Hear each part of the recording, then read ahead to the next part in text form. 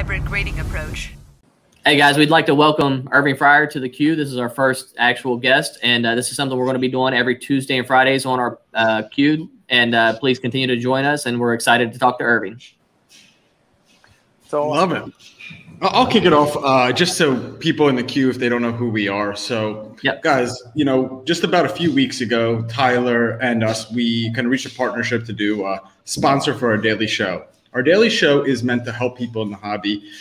Cage, the guy you see right above me, he has 4 decades of experience in the hobby. He's been collecting since basically the 70s. And I come at this from the millennial standpoint. And our goal is to, you know, share some of the things that work in the hobby, share conversations, share insights. And I hope today you guys get a really good feel for what we're about. And you get some entertainment from the conversation with an NFL legend, Mr. Irving Fryar. So before we get into anything collectibles, Irving, I got to ask you, what's the number one thing you miss about playing football? What's the number one thing you miss about playing in the league? I guess the money.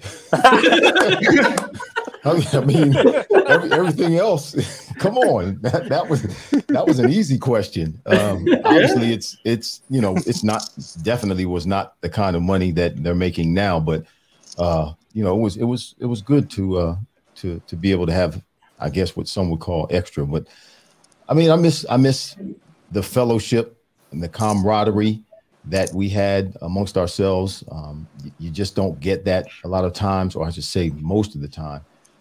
When we retire, whether it's in the NFL or another profession, we kind of go in different directions, and we lose contact with a lot of people, and we end up not, you know, staying in touch, and therefore, you know, you move on. And I miss some of the guys. You know, that was a special time where you're depending on one another, you're accountable to one another, you're relying on one another. You're working with one another. You're going through ups and downs and ins and outs, victories and losses, disappointments, you know, celebrations, all of that together as a group. And, you know, it really is a team sport, and you really do have to depend on the man standing next to you to get his job done in order for the team to be successful. So I miss that too, the unification that football brings to a group of men. I love that. And the reason I asked that question, so I didn't have nearly your level of success. I played Division I soccer, and that's where my career kind of peaked. But it was the same thing. I missed the camaraderie. Right. I don't know how much you know about the sports card hobby, but it's the first time in 10 years since I've been done soccer that I felt the same sense of community, the same sense of camaraderie. And you mentioned something. You said, you know, you have to show up for the guy next to you, right? Right. And the hobby's small. And what's interesting is when we're having this conversation, it's, you know, a lot of people have heard over the last year, the hobby's booming. People have made 800X, but we're in a bit of a dip, and there's no way to sugarcoat that. And really, we are in a dip. It's a real dip, and people are panicking, not panicking, but worried, concerned. Mm-hmm. And I think what's special about a time like this is if we could have positive conversations, there's an opportunity for people to see how strong the hobby is, how strong the community is. And it reminds me of some of the things you just said.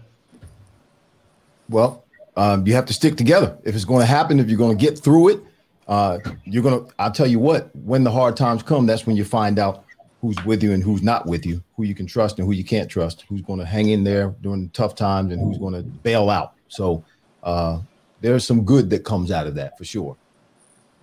I got a question. I got a question, if I'm allowed. So, I mean, talk about the brotherhood, talk about the guys you missed, talk about all that stuff. And we know you played in New England, know you played in Miami, you played in Philly and Washington. Those are the teams you played for.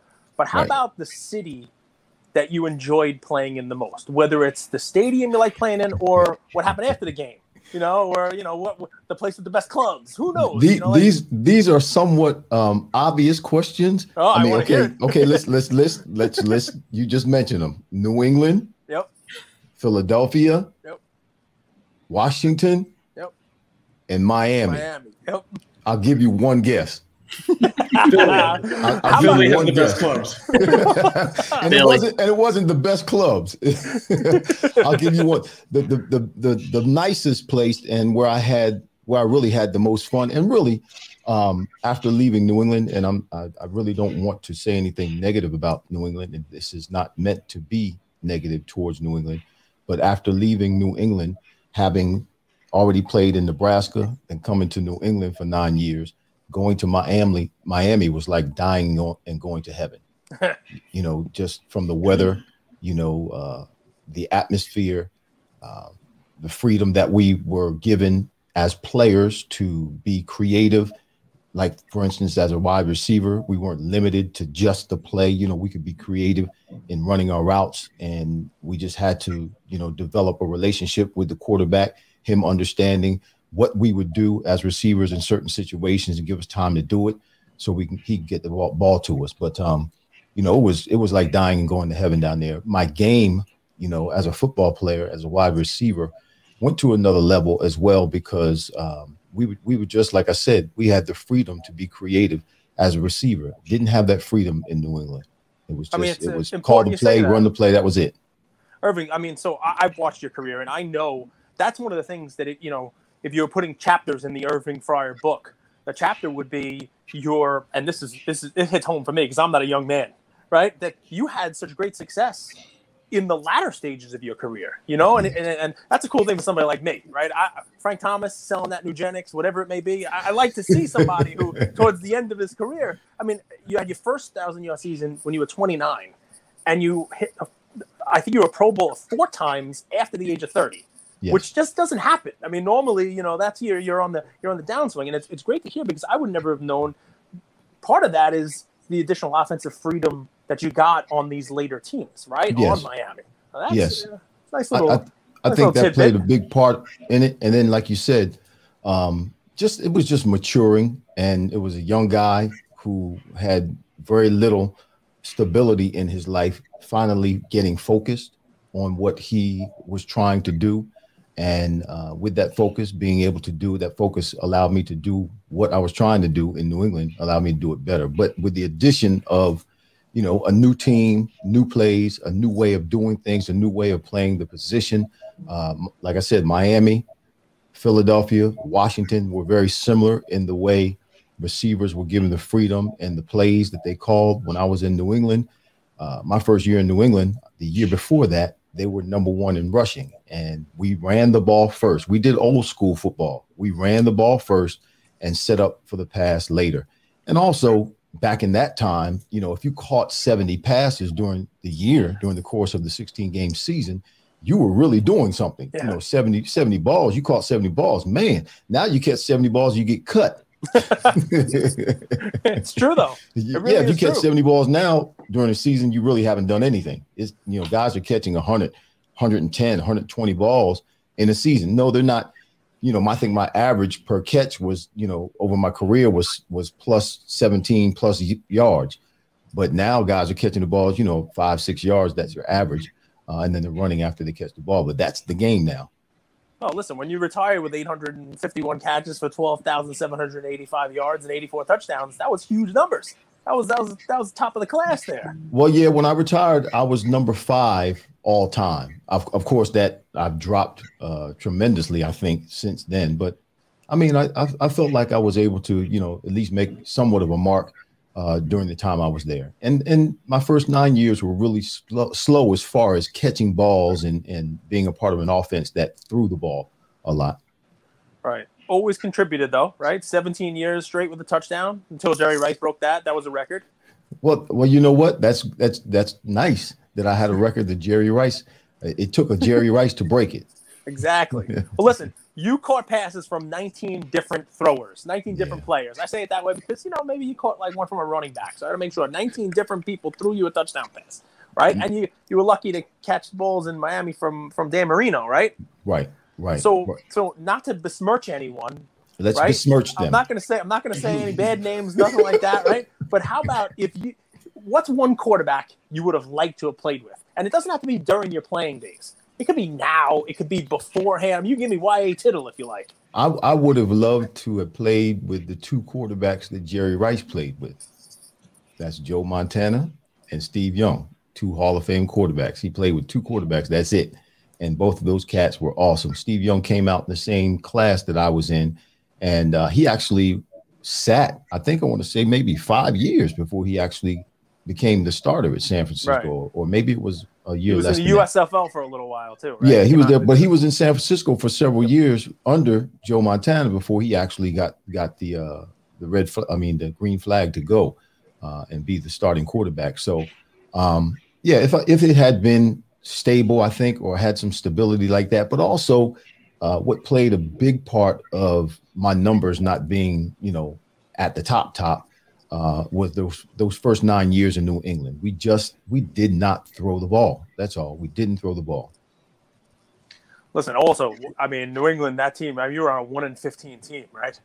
I mean, you were on a team. Yeah, I think that was my last year there. The year before that, I think we were 2-14.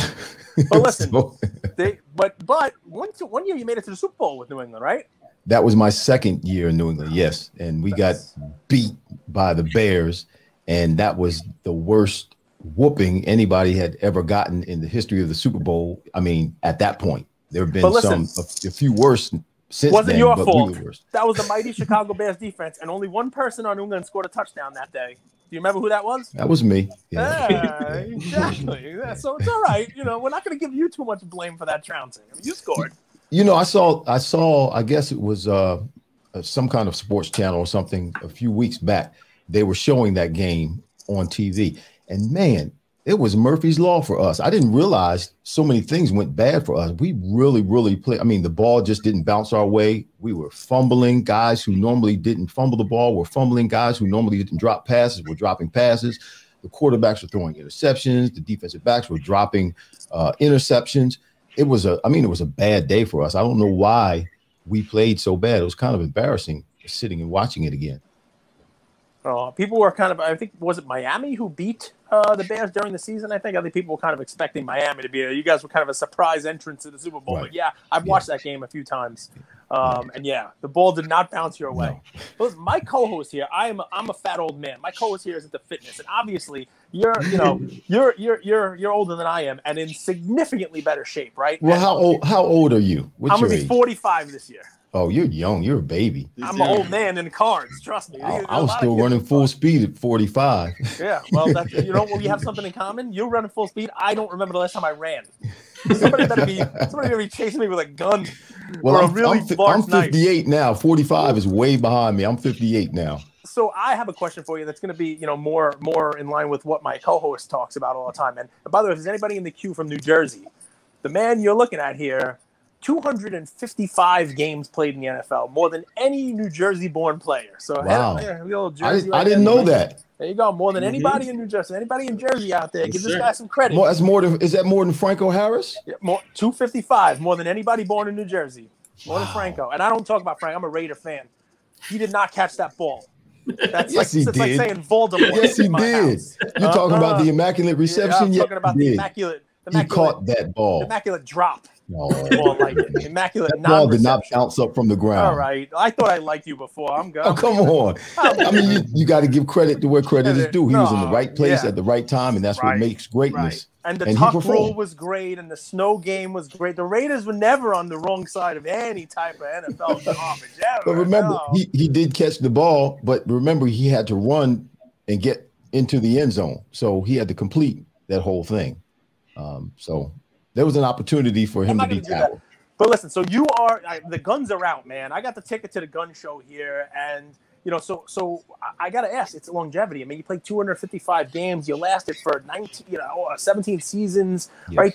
Was there a fitness regimen? You're still in it now. I mean, how do you keep yourself in such great shape?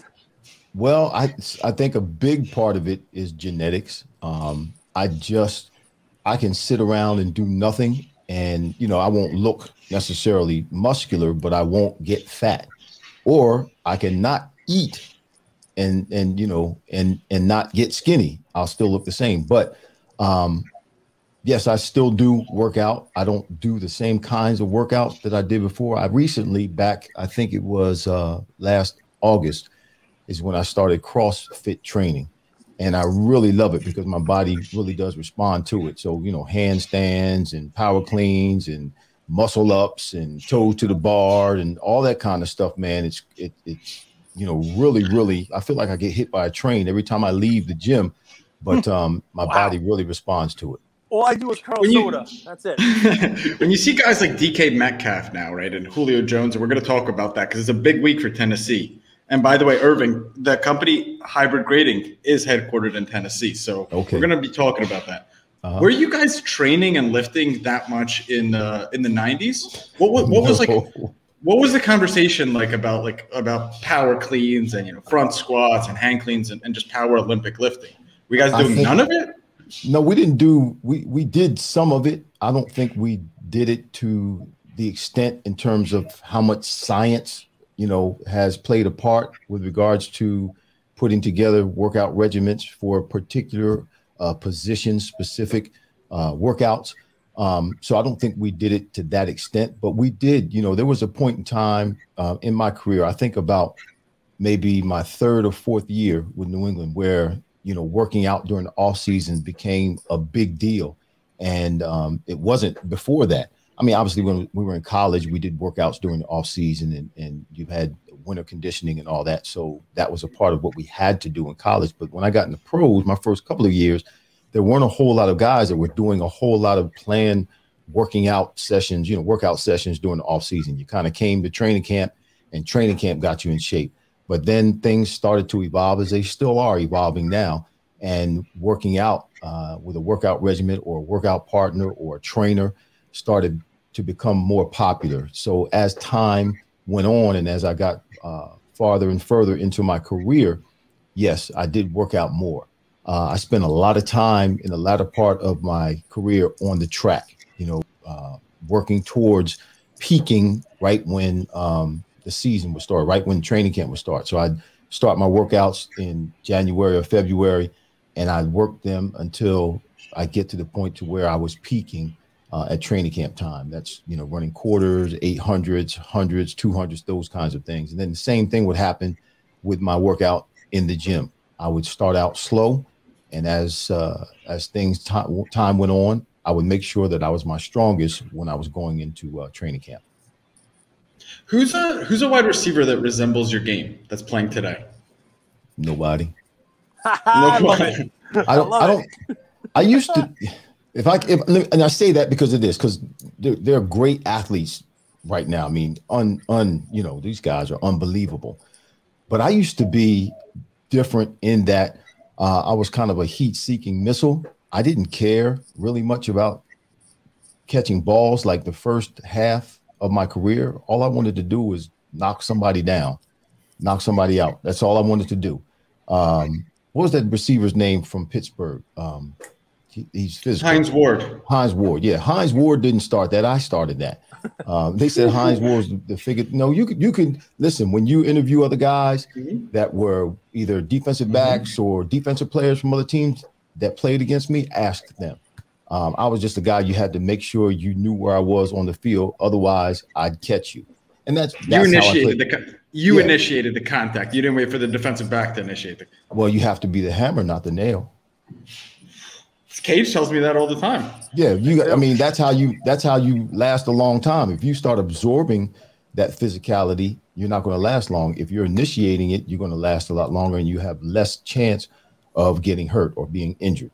So that was my game. I don't see that a whole lot now in the NFL. I know they've changed the rules, and guys are less physical, I guess, than they used to be, and there's certain things that you can't do anymore. But the biggest part, there's another part that I don't see anymore. I don't understand this about the game. I'll see a guy who's a starter, and this happens on every team that I've seen the last particularly 5 years or so. They'll play a few plays, then they're on the sideline. They'll catch a ball, they'll go to the sideline.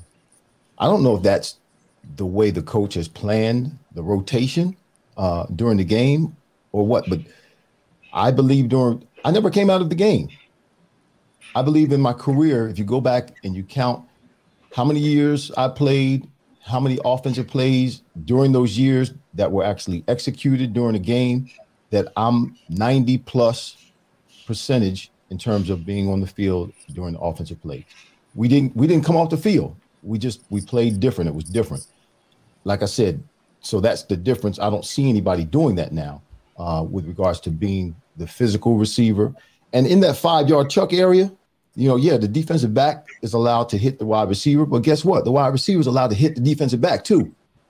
It's a 5-yard contact area. So come up, let me get my hands on you so I can whack you around because you think you're going to whack me around. But no, you're going to get some of this. If you're going to give some, you're going to take some.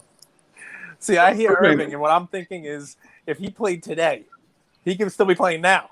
Because he'd be hitting people. I don't think I'd still be playing now. Forget about it. Look at him. I would. I think he'd still play because you only play 50% of the snaps. You'd be out there hitting the defensive backs. Yeah, you're right. I wouldn't get hit by a defensive back. A defensive back has to figure out how not to hit you, how to hit you without getting a penalty. That's right. And by the time he does that, or when he does it, he hurts himself.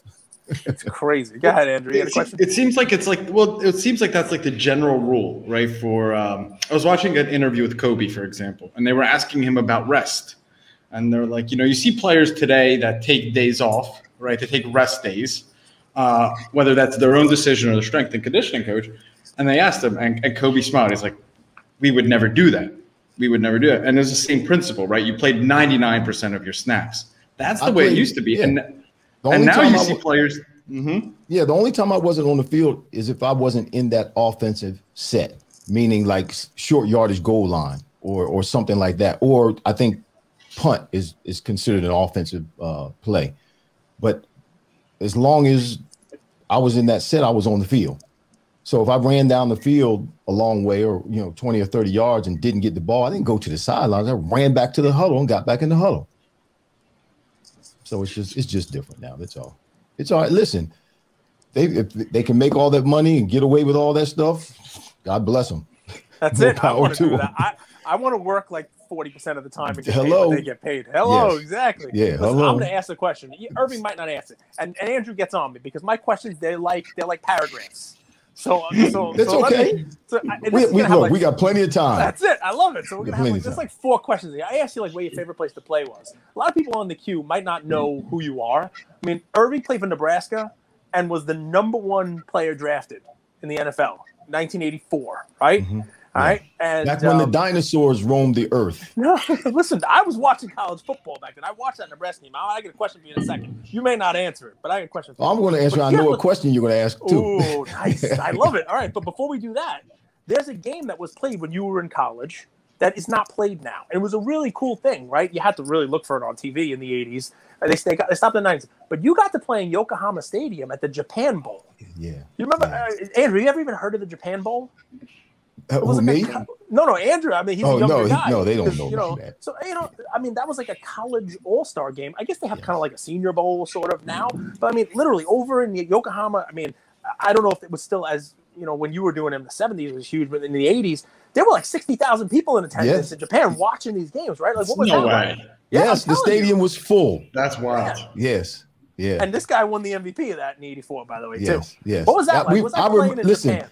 I remember being over there, and it was terrible because they don't have TV over there. I mean, the TV they did have, that's when Michael Jackson first came out with Thriller.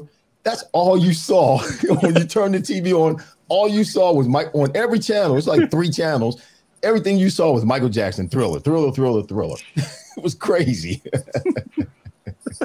But yeah, that was a good time. I had a good time over there. Again, I got a chance to meet players that I played my whole career with. I mean, I think the Reggie White was there, Bruce Smith, guys like that were in the same class as me. And that was Mike Rozier was there with me from Nebraska, and we had a really good time. Mike Rozier, you're friends with him in Nebraska? You still keep in touch? If not, actually, Mike, if you're listening. Listen. It's funny you say that because Mike texted me yesterday. I see Mike all the time. Mike texted me yesterday and asked me to play golf today. But he cursed me out because I told him no because I had to do this show. Listen, I should show you his text message. He was cussing me out. We're getting old. You need to hurry up and make sure you come out here and see us. Time's running out on us. We can't waste these opportunities. I'm like, man, I got to make this. I got to do this show. Yeah, I made a promise to these people. I'm going to fulfill my promise. Well, I'm glad you're still chatting with him. I mean, Mike Rozier was on your team in Nebraska. Yeah. He was that guy. I was 7 years old, and I remember Mike Rozier was a Heisman Trophy winner, and that was like the pinnacle. Like, I'm going to go play football. I'm going to win the Heisman Trophy. And I learned a lot with that Nebraska team. Number one, guy named Irving Fryar. there was a backup running back to Mike Rozier. What was his name? Jeff Smith. Smith. Do you still send Jeff Smith like a care package every now and again? You know? Like yeah, I have to because Smitty came. I talked to Smitty. I talked to him about I want to say a couple of months ago, first time in many, many years. He gave me a call. Yes, Jeff Smith is awesome. He's my friend. I love him because he took the stink off my nose. So Irving, I'm gonna set this up. It's third down. It's a national championship game. It's Nebraska against Miami. I'm watching this. As a 7-year-old kid, I'm watching this with my parents. While we're watching this game, right? We'll get to Tom Osborne in a second. You know what I'm gonna ask, right? But so I'm watching this game. Irving breaks middle of the field down to the left, wide open. Pass comes a little behind you. I'm not gonna a little behind you, and the ball just it falls for incomplete. Now it's fourth down. But listen, it was no, you're kind of a little bit behind a little bit. Yes, the ball was a little bit, and I relaxed because it was a touchdown. I had another 5 yards to go. I'm walking in the end zone, nobody even near me. No, it was a little bit behind me, but it was my fault because I relaxed, and the point of the ball hit my hip pad and fell out. I was like, that was the only pass I dropped that year. Yep. I was absolutely devastated. Irving wearing number 27, right, as a wide receiver. Yep. Yeah. Well, I actually wasn't really a wide receiver. I was a wing back. You ran the ball too. I was in a 3-point stance. Even when I was split out, I was in a 3-point stance, like a track stance. So it was, again, my career as far as a receiver early on in my career was not really. I was more of a blocking kind of guy. I mean, Raymond Berry had me because I could block. I remember a game in Indianapolis. He had me playing tight end, blocking big defensive linemen because I could block. I'm like, for real, dude? I need to be out here running up and down the field like Stanley catching the ball. Why are you having me here blocking? That's it. Drop the ball, fourth down. You can go ahead and finish the story. Rozier's on the sideline, right? Rozier is injured? Yeah, he got injured in the first half, so Jeff Smith was in, and Jeff Smith, number 28, I think, right? Yeah, Jeff was number 28. A couple more plays later, I think we moved the ball. We went 1 or 2 more plays later. You're about the 20-yard line, maybe 18, something like that. But you're close, and they pitch it on fourth down to Smitty, takes it right down the right sideline, and boom. They got the touchdown. No one's looking at Irving anymore. Irving's that's it. The stink is off, right? Yeah, but I was worried, but I still haven't recovered from that. Andrew, picture this. National championship game. Down by 1 to Miami. All right? Basically, last play of the game. They scored a touchdown. Osborne sends the offense out. That doesn't bring the kicker out. Goes for 2. Yeah, we're down by 1. Make the 2-point conversion. Win the national championship. Well, miss the 2-point conversion. Don't win the national championship. There's a story behind. That's why we're here. There's a story behind that. First, we had won 22. We were 12-0. We were ranked number 1 at the beginning of the season. We had gone 12-0 that whole season. We had won 22 games in a row. And so we were. I mean, I don't know if he was thinking about that or not, but yes, we went for 2. I would not change it. I mean, if you're going to get in, kick the door in. Don't back in. Let's take this thing. It's ours. It was a great game, and we fell short. But listen to this. So I play in New England for 9 years. Then I go to Miami, playing in Miami. Then one day, I don't know if it was my second year or my first year in Miami, I'm on the field during a practice, and the offensive coordinator or one of the defensive coaches, Tom Olivadotti, he starts talking to me, and he starts talking about the game in the Orange Bowl, that national championship game. Tom Olivadotti was on the defensive staff for the University of Miami in that game. He said, Irving, we won that game, or you guys didn't complete that 2-point conversion because we went back in the film that year. We went back before that game and we watched to see if you guys had ever gone for any 2-point conversions, and you went for a 2-point conversion one time, and that's the play you ran. He's exactly right. He said that's why we were able to defend it, because we knew what you were going to run in that kind of situation. So we kind of got out-coached a little bit. Why didn't they give it to you? Why didn't they give it to me? Yeah. Japan Bowl MVP, number one draft I think pick. I think we should have ran the ball actually instead of throw it. We were a running team. That's what we did. That was our Mike Rozier, Jeff Smith. That's what we did. We only needed 1.5 yards, 2 yards. We should have handed the ball off. 41 pitch. Let's mano y mano. Let's go. Mm-hmm. End of the game. Defense is tired. Yes, I think we should have handed the ball off, and I think we really would have gotten that 2-point conversion if we had run the ball. Yeah, Irving, can we fast forward? So, like, we would always play backyard football. I don't know if kids still play football in the backyard, but like, no, I was still that generation where we still played backyard football. And I was a soccer player my whole life, but I loved it. It was like it was so much fun. And you always dream of yourself. You're catching that Super Bowl pass. Right. And another thing you dream of is being the number one pick. Can you walk us through? Do you remember the emotions of being the number one pick in the 1984 draft? And guys, picture this: the 1984 draft was NFL, had stars. NBA had Michael Jordan.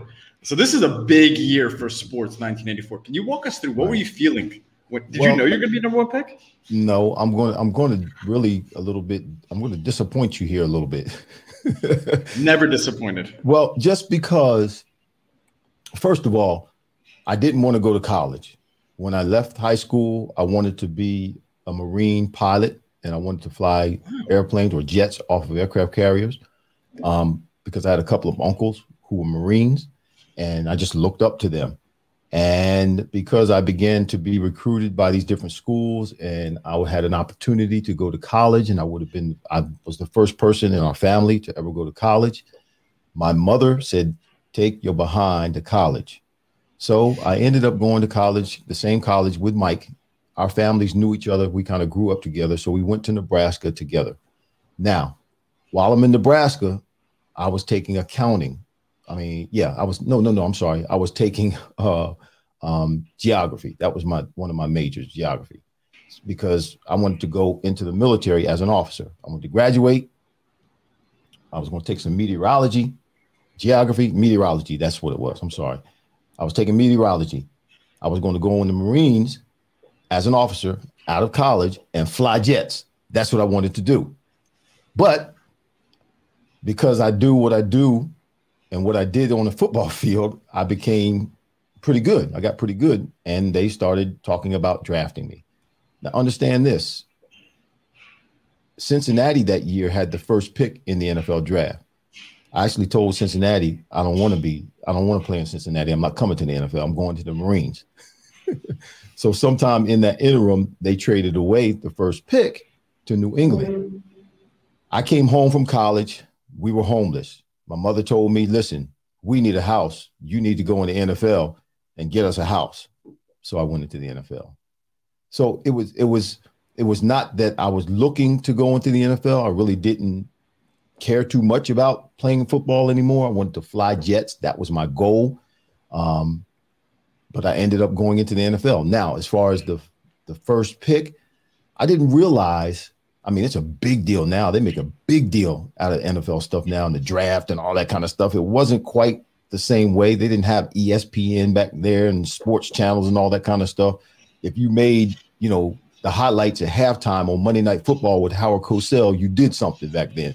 That was it, a few highlights. So I really wasn't able to grasp the immensity of the time of what was going on with the whole event, with the whole season in my life being the first pick. I really didn't understand what was going on and how awesome it was, just because that wasn't really my focus, or that really wasn't my goal. Do I regret that? To a certain extent, yes, I do. I wish I would have been able to grasp that whole thing and been able to enjoy it the way they enjoy it today, and understood the influence that comes with, being an NFL player and being a first round draft choice and all of the things that happened along that. But for me, I was a little bit bitter, and that's kind of rough to say, because I wasn't able to do what I wanted to do, and I had to do what I needed to do for my family. Sorry. I wouldn't say I'm disappointed. So, I'm an immigrant. So We came here with nothing, so I respect being a family man. Sometimes sacrifice looks different for different people, right? Right. It's funny that for you, sacrifice was to go and be the #1 pick in the NFL. I mean, I don't know if you can call that a sacrifice. I just didn't get. That's not what I wanted to do. That's all.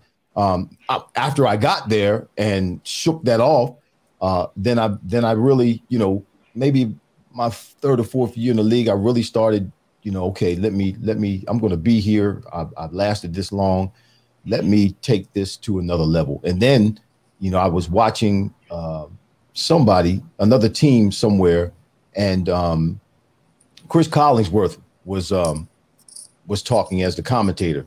And Chris Collinsworth said that I was a bust. He said he's a 1st-round draft choice. He's going to play maybe 7 years, and that's going to be about it. And he pissed me off. And I ended up playing another, I played 17 years, pissed off because of what Chris Collinsworth said. I did. It's funny what puts the chip on your shoulder. Yes. My question: You ever get up in a plane? You ever get any flight time? You ever log any hours? You ever get back to that? I got a chance to fly in an F-16 at Fort Walton Beach with the Nomads one time when I was down in playing for the Miami Dolphins. I went to Fort Walton Beach for an autograph session. And I guess I must have said something to one of the pilots about my want and desire to fly. So they brought me back up and they trained me a little bit. And I was able to go up in the F-15 and do barrel rolls and upside down. I mean, it was great. It was absolutely. So here's what I picture, wonderful. though. You do a barrel roll, you pull enough G's, and you're like, what was I thinking? The NFL was the safer play. No. I had a ball. I actually had a ball. I got my, I still have my military suit and my pilot hat, the helmet that they wear. It was absolutely wonderful, man. When we took off, we were about 500 feet above the ground and we straight up in the air. Oh, it was great. It was great. Do you guys hear that? My air conditioning just came on. Can you hear that? No, but good for you, because we don't want you sweating. Well, no, this is an this microphone that I have is an Shure SM7B, and that's what it does. It shuts everything out and just focuses on my voice. So I have a similar one. This is what came with my iPhone. It's a very, very fancy noise canceling. It's pretty awesome. So Irving, catch us up. So you mentioned you started a podcast. What's let's fast forward to modern day. What are you up to? What are some goals or projects you're working on, and how can our communities help support what you're doing? Well, there's a few things. I mean, I've been pastoring for 18 years now. I started pastoring 18 years. We started the church 18 years ago. And actually, Saturday, what's today? Thursday? Saturday is our 18th church anniversary. So we'll be celebrating 8 years. Yes. So I'm still pastoring. I don't know if you guys know, 6 years ago, I spent about 8 months in prison, and I actually came out trying not to pastor anymore because I just didn't see it happening. But God said, listen, I'm the one that hired you. I'm the only one that can fire you. Get your butt back in there. That's the way God talks to me. Get your butt back in there and do what I told you to do. So the church is maintained. It's been doing what it's been doing the whole time. So I'm still there. We're still doing our thing. And we're 18 years in. So I'm doing that still. I started just recently since the pandemic. Before the pandemic, I was working at the New Jersey Youth Challenge Academy as the chief operations officer. That's a quasi-military platform where we bring young people in from the age of 16 to 18 who are in danger of not graduating from high school. We bring them in for 6 months. They stay in a barracks. They wear uniforms. We get them prepared to take the GED. They take their GED. They graduate from the academy with their GED, and we place them, whether it's with Job Corps, whether it's in the military. We make sure that we give them something so that they continue to move forward in their life.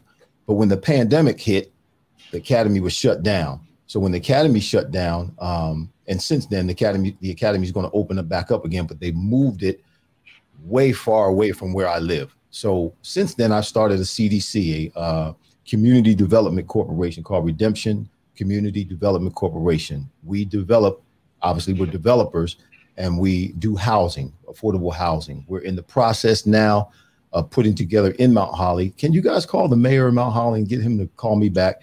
Anyway, we're in the process of completing, or starting, I should say, as soon as we get in touch with the mayor and he approves it.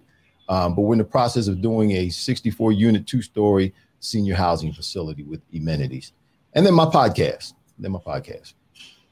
I wanted to ask you, it was really, you just touched on both of the final questions that I personally have. Mentorship and culture, right? I think the reason why we love sports so much is it's kind of, you see what a successful culture looks like and what a losing culture looks like. You've been a part of a ton of winning teams, some losing teams. What are the parallels? What are some of the lessons that you can impart? What makes a successful culture? What makes a successful culture is leadership. If you have adequate leadership who has vision and who can lead by example, not a dictatorship, but leadership. And then you have to have willing servants, willing followers, those who are believe in the vision, believe not necessarily in that individual as a leader, but because of the leadership skills and the leadership demonstration, they're willing to follow and they're the workers. They're willing to follow and get the work done to fulfill the vision. So I believe that's what creates success. There's leaders and there's followers. Everybody's not a leader. Everybody's not a leader.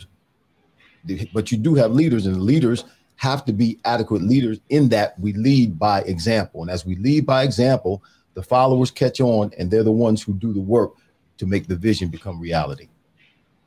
And at different stages of life, you could be a follower, and then at a different stage, you could become a leader. Like when you first enter, I was going to ask you, when you first entered the NFL, was there someone, a coach, a player that took you under your wing and said, I got you, I want to mentor you? Because I feel mentorship is important in today's day and age. There wasn't anybody that really took me under their wing and wanted to, or said, or expressed that they wanted to mentor me. It was more of a friendship that would incorporate accountability more so than leadership. And that was a guy by the name of Michael Timpson. And that was maybe my 5th year in the league. Michael and I had a conversation. It was more wanting to or willing to be a friend that would add accountability to my life. Because early in my career, I was kind of a loose cannon, and I needed some kind of stability, some kind of male stability. And Michael Timpson became that for me. I love it. And now you, with all of your programs, your podcast, your pastoring, you get to play that role for so many kids and inspire and change their lives.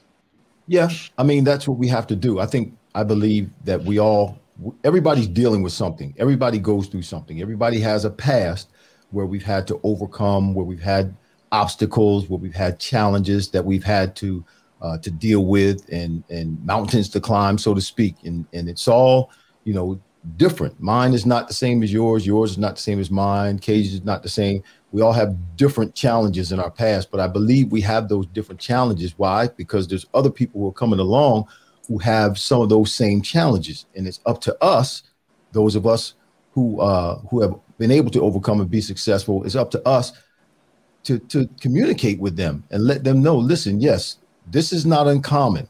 This is how life goes. But guess what? I went through the same thing. I dealt with the same thing. And this is how I overcame it. This is how I got through it. And you can do the same thing.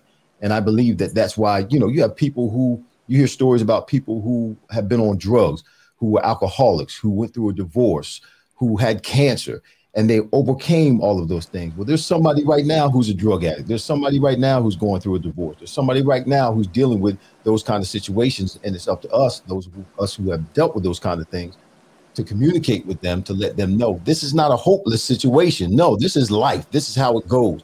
And you can overcome it. You can be better because of it. And you can still remain successful and be productive. I love it. I think there's am I preaching? Am I sneaking to preach? I think I sneak. No, listen, that's sneak and preach. I think it just. I don't want to say anything because I can't say anything better snap, than that. Preach. I like it. I mean, there's an end right there. I mean, I love it. Let me ask one last thing, but this is to you, Cage. Is the 1985 Topps the Irving card to take a look at? Is that the card to buy? Is that it? Show me that card. Do you have a copy of that card? I do. Yes, he does. I know he does. 85 Topps is the black border, right? You can share that one, right? That's the very, very condition sensitive. I'm going to share my screen. Watch out, guys. Watch out. Just kidding. You never know. Can you put it up? He's going to try. In front of your camera? Yes, sir. I might have a few of those. Yeah? That. Oh, I hate that card. That's my rookie card. Look, that's ugly. Look at you. Look at you. What do you mean you hate that? I do, man. That's my. I got my tooth fixed since then, but my tooth is chipped. My hair is nappy. It's not combed. I love it. They must have took that picture after a game or something, man, or after a practice. If I ever get on a Topps card, they can take a picture of my butt, and I'll be happy with it. And you're like, look how I look. But listen, I'm going to tell you a secret so that you know, since you're collectors. If you see one of those cards, that card in particular, my rookie card, if you see that card and it has my signature on it, but the signature doesn't go across my face, I didn't sign it. Wow. Because I hate that card. I sign right across my face.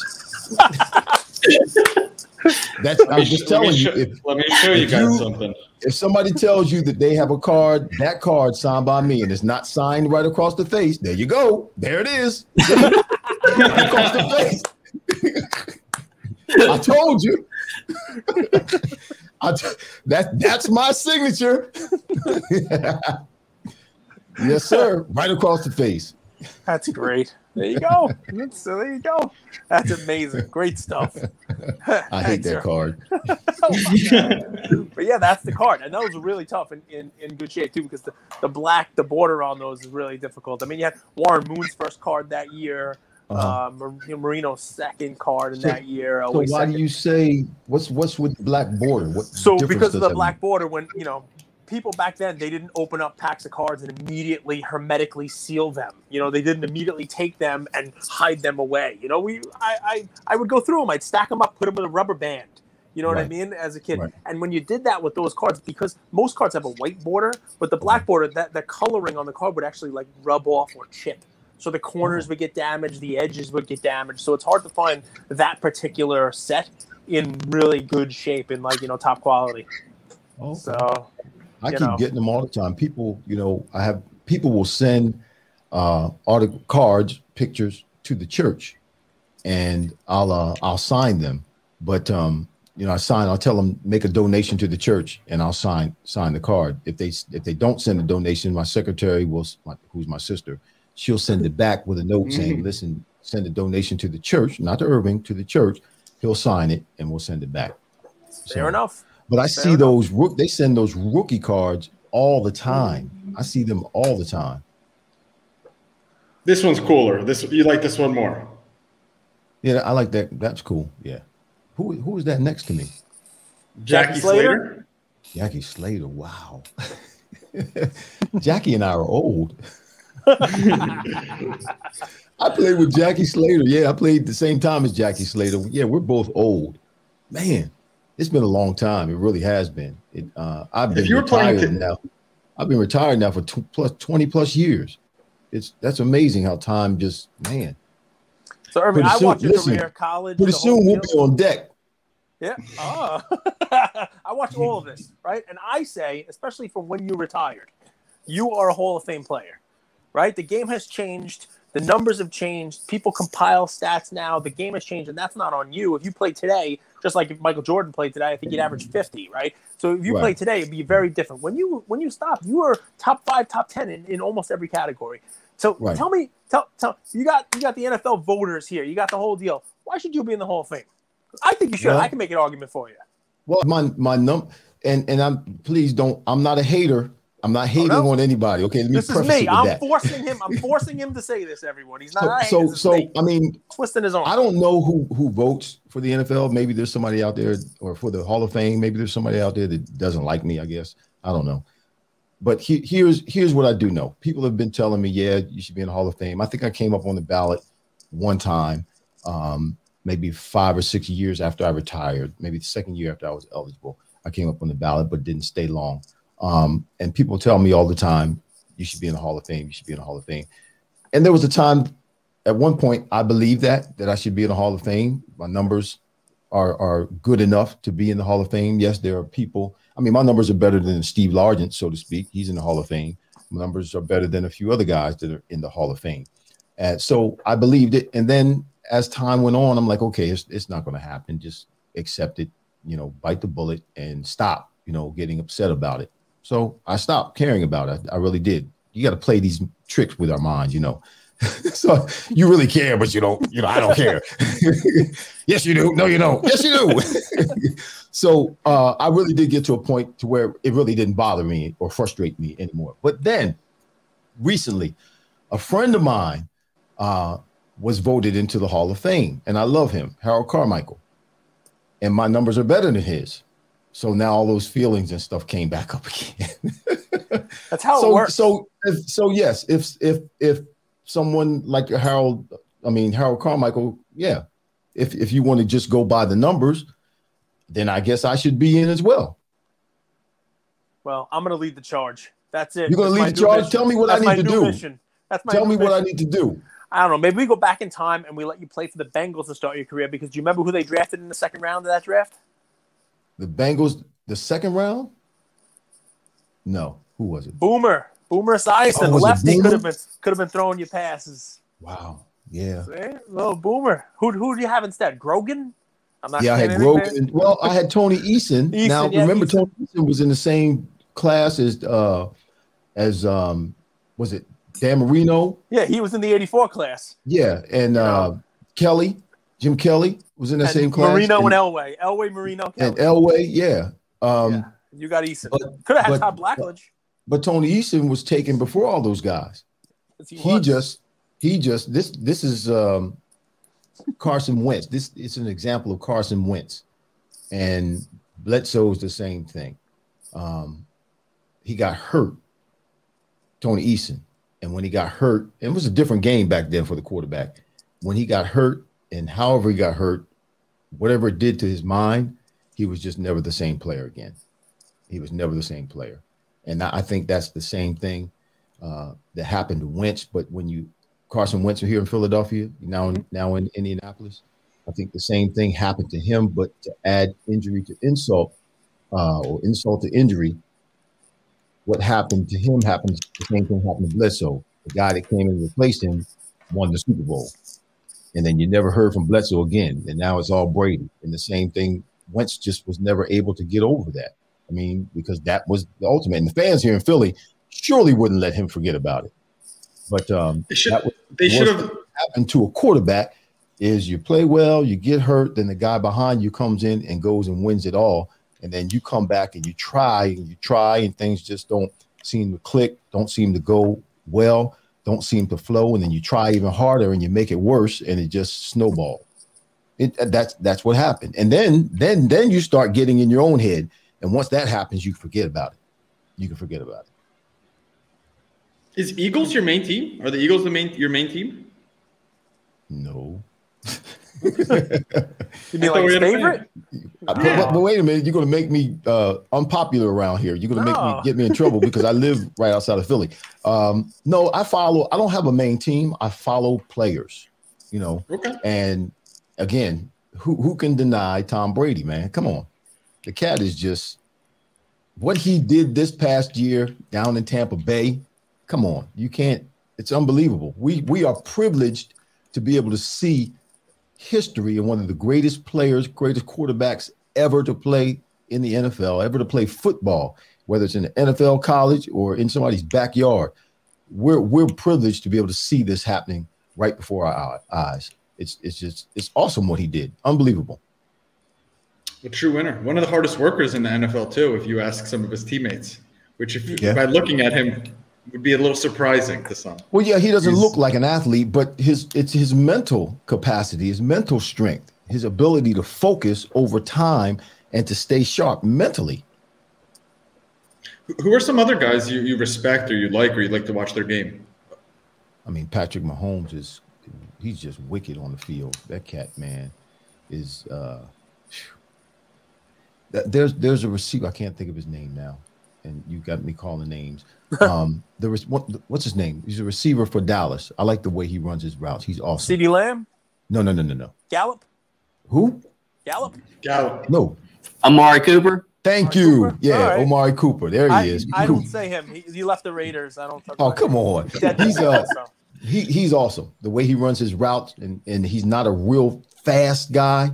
He's quick, but he's not fast. But man, the way he sets up his players and the way he takes his time, he does things with looks like effortless sometimes, and gets guys turned around, and he beats guys that are faster than him, that are bigger than him.